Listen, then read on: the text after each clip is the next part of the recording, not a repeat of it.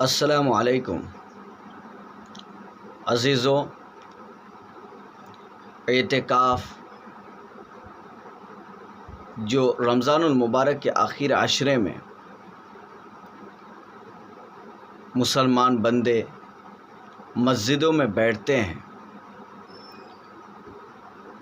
یہ واقعی میں نبی کریم صلی اللہ علیہ وسلم کے عمل سے جڑا ہوا ہے، اس لیے کہ نبی کریم صلی اللہ علیہ وسلم بھی آخر عمر میں اعتکاف کو پابندی سے کیا ہے۔ لیکن یہ اعتکاف کیا ہے، اس کی تعریف کیا ہے، یہ جاننا بے حد ضروری ہے۔ یہ اعتکاف اس مسجد میں اعتکاف کی نیت سے ٹھہرنا جس میں جماعت ہوتی ہو، یہ اعتکاف کہلاتا ہے۔ اور یہ اعتکاف کی 3 قسمیں ہیں۔ نمبر 1 واجب، یہ نذر مانا ہوا اعتکاف ہے۔ اگر کسی نے نذر مانی کہ اگر میرا یہ کام ہو گیا تو میں ایک دن کا اعتکاف کروں گا یا 2 دن کا اعتکاف کروں گا، تو 1 دن یا 2 دن اعتکاف میں بیٹھنا اس کے لیے یہ واجب ہے۔ اسی طرح نمبر 2 سنت مؤکدہ علی الکفایہ، یہ اعتکاف وہ اعتکاف ہے جو رمضان المبارک کے آخر عشرے میں ہمارے مسلمان بھائی مسجدوں میں بیٹھتے ہیں۔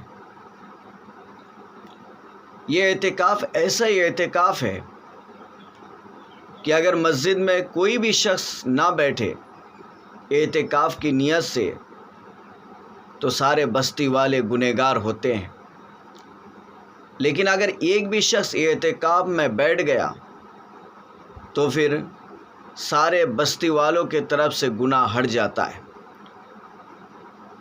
کیونکہ ایک آدمی کا بھی اعتکاف میں بیٹھنا سنت کفایہ ادا ہو جاتا ہے پورے بستی والوں کے طرف سے۔ اور تیسرا مستحب، یہ وہ اعتکاف ہے جو رمضان اور نذر کے علاوہ اعتکاف میں لوگ بیٹھتے ہیں۔ اور عزیزو، اعتکاف کی مدتیں کیا ہوتی ہیں، یہ بھی جاننا ہمارے لیے بہت ضروری ہے۔ جو واجب اعتکاف ہے اس کی مدت عزیزو اتنی ہی ہے جتنی کہ نذر میں متعین کر دے۔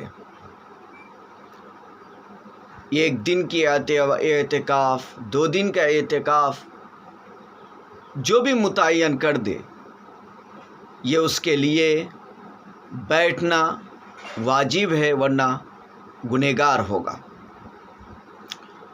اور نفلی اعتکاف عزیزو، اس کا کوئی مدت متعین نہیں ہے، ایک لمحہ یعنی 5 منٹ 10 منٹ کے لیے بھی اعتکاف میں بیٹھ سکتا ہے۔